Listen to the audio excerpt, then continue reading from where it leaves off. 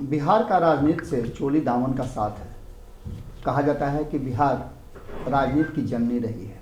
यहाँ बहुत सारे ऐसे आंदोलन हुए हैं जिसने देश के मिजाज को बदला है, देश की सत्ता पर अपनी छाप छोड़ी है। एक बार फिर से 2024 के चुनाव से पहले कई तरह की चर्चाएं शुरू हो गई हैं।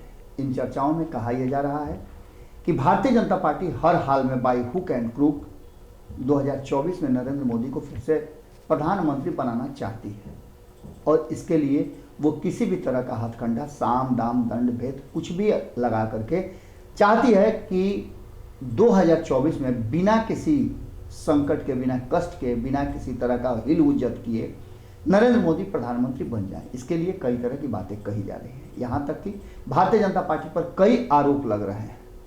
एक तरफ देश में पोलराइजेशन की बात चल रही है, वोटों के ध्रुवीकरण की बात चल रही है, तो वहीं विपक्ष जो है वो जितना बिखरा हुआ नजर आ रहा था वो अब एकजुट होता नजर आ रहा है। आपको बता दें कि इस पूरी कहानी में ललन सिंह की भूमिका अहम होने वाली थी। ये बातें तभी समझ में आ गई थी जब पिछले साल अगस्त में नीतीश कुमार ने पाला बदला था। उपेंद्र कुशवाहा ने शुरुआत किया था कि नीतीश कुमार में प्रधानमंत्री बनने की सारी पोटेंशियल है, तो वहीं दूसरी तरफ ललन सिंह ने इसको कैश करते हुए उपेंद्र कुशवाहा की बात को आगे बढ़ाते हुए ये कहा था कि नरेंद्र मोदी के विरुद्ध अगर कोई मजबूत चेहरा है तो वो नीतीश कुमार है और नीतीश कुमार को हम प्रधानमंत्री की कुर्सी तक पहुंचाने के लिए हर वो काम करेंगे। यहाँ तक कि बिहार के 40 सीटों पर भी उनकी नज़र थी। उन्होंने कहा था कि 40 सीटें हरा देंगे तो नरेंद्र मोदी प्रधानमंत्री किसी सूरत में नहीं बन सकते।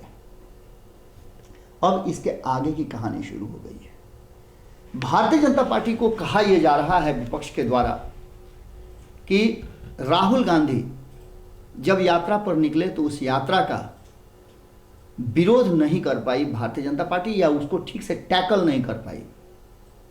इस कारण ये यात्रा काफ़ी सफल हो गई और 2024 के चुनाव से पहले एक बड़ा ट्विस्ट ला दिया इस देश की राजनीति में राहुल गांधी ने। एक बार फिर से जिस राहुल गांधी को जीरो साबित करने में पूरी भारतीय जनता पार्टी 2013 से ही 12 से ही लगी हुई थी, वो भारतीय जनता पार्टी के पास अब कोई मुद्दा नहीं मिल रहा था जिससे कि वो राहुल गांधी को रोक सके। कांग्रेस ने भी ये मान लिया था। कांग्रेस ने अपने स्ट्रक्चर में बदलाव किया था। गांधी परिवार से बाहर के व्यक्ति को एक बार फिर से मौका दिया गया था पार्टी का पूरा कमान संभालने के लिए। और वहीं राहुल गांधी एकदम बिल्कुल अपने अभियान में लगातार चल रहे थे। बड़ी बड़ी दाढ़ियाँ हो गई थी इस बात को लेकर के, और जो हुजूम उनके साथ चल रहा था उसको लेकर के भारतीय जनता पार्टी की चिंताएं बढ़ गई। ये बातें कांग्रेस के साथी दल और गैर भाजपाई दल कह रहे हैं। अब तो कई लोग इसमें शामिल हो गए हैं जब से राहुल गांधी को सजा हुई है, और सजा होने के तुरंत बाद उनकी सदस्यता को समाप्त कर देना भारतीय जनता पार्टी के लिए घातक हो जाएगा। ऐसी भी बातें भीतर खाने में चल रही हैं। लेकिन ललन सिंह ने इन सारी बातों का खुलासा करते हुए स्पष्ट कहा है कि जितना त्वरित कार्रवाई हुई है, एक तरफ गुजरात के कोर्ट ने सजा दी और उसके 24 घंटे के बाद उनके सदस्यता को समाप्त कर देना, यह भारतीय जनता पार्टी का डर नहीं तो और क्या है।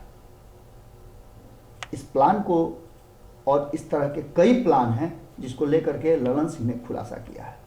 आपको पता है कि ललन सिंह उस पार्टी से बिलोंग करते हैं जो पार्टी लंबे समय तक भारतीय जनता पार्टी के साथ रही है। नीतियां, योजनाएं और रणनीति दोनों साथ मिलकर के बनाए हैं। आज से 8-9 महीना पहले आपको याद होगा कि किस तरह से लालू प्रसाद पर हमलावर जनता दल यूनाइटेड हुआ करती थी। जनता दल यूनाइटेड पर हमलावर राष्ट्रीय जनता दल हुआ करती थी। और आज से 8 महीने पहले का यदि आप, हमने तो हालांकि बता दिया था कि बॉडी लैंग्वेज बदल रहा है।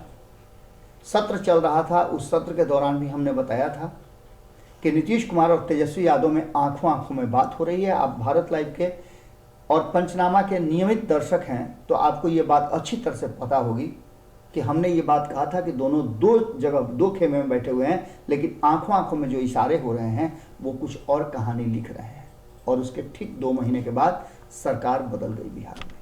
अब ललन सिंह इस बात का खुलासा कर रहे हैं कि by hook and crook Bharatiya Janata party नीतियों को, सरकारी संस्थाओं को, सबको ध्वस्त करते हुए किसी भी तरह सत्ता तक पहुंचने की जुगाड़ में लगी हुई है। ये मौका है जब विपक्ष एकजुट हो और भारतीय जनता पार्टी को रोक सके। ये सारी बातें होने के साथ साथ आपको बता दें कि जिस तरह ललन सिंह ने खुलासे किए हैं कि इस तरह के कारपोरेट लोगों को जो भारतीय जनता पार्टी के फिनांसर हैं, ऐसे लोगों पर कार्रवाई न करके एक राजनेता पर कार्रवाई करना ये भारतीय जनता पार्टी की रणनीति है, क्योंकि भारतीय जनता पार्टी डर गई है। और खास करके उन्होंने लिखा है कि राहुल गांधी को जो खामियाजा भुगतना पड़ा वो इसलिए भुगतना पड़ा कि उन्होंने कॉरपोरेट घोटाले के विरुद्ध मुहिम चलाई थी।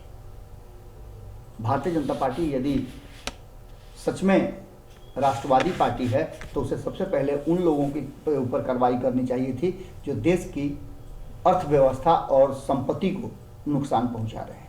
इन सारी बातों को लेकर के ललन सिंह ने एक चिंता जरूर जाहिर की है कि भारतीय जनता पार्टी 2024 के चुनाव से पहले ऐसी बहुत कुछ कहानियां और स्क्रिप्ट लिख सकती है, जिसको लेकर के अलर्ट रहने की जरूरत है। और ये वक्त है जब विपक्ष एकजुट होकर के भारतीय जनता पार्टी के विरुद्ध एक मुहिम के तहत काम करना शुरू करे।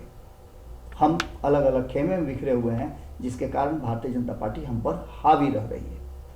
अब ये भी देखना दिलचस्प होगा कि नीतीश कुमार जो लंबे समय से भारतीय जनता पार्टी के साथ रहे हैं, ललन सिंह जिसकी स्क्रिप्ट की बात कर रहे हैं, क्या उसका विरोध खुल करके करेंगे?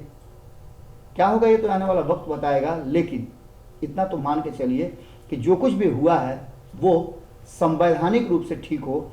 हालांकि विधानसभा में भी इस पर सवाल उठाए गए थे, लेकिन उसके जवाब में विधानसभा अध्यक्ष ने कहा कि ये न्यायालय का मामला है, इसलिए इस पर कोई भी बहस नहीं हो सकती है।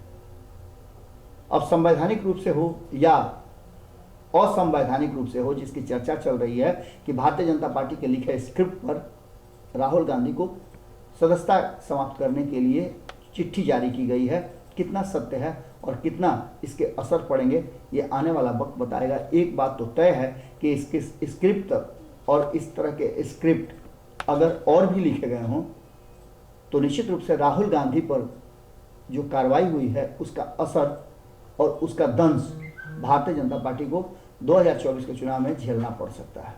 क्योंकि राहुल गांधी का सदस्यता समाप्त होना यदि उन्हें सजा हो जाती है तो ये मामला और गंभीर हो जाएगा और ऐसी स्थिति में भारतीय जनता पार्टी को इसका परिणाम भी भुगतना पड़ेगा।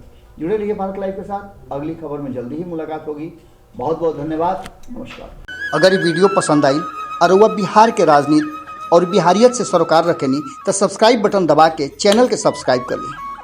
ओजे एगो घंटी बा, ओकरा बटन दबा देला से कुल सटीक और मारक खबर रुआ मुफ्त में मिल जाई।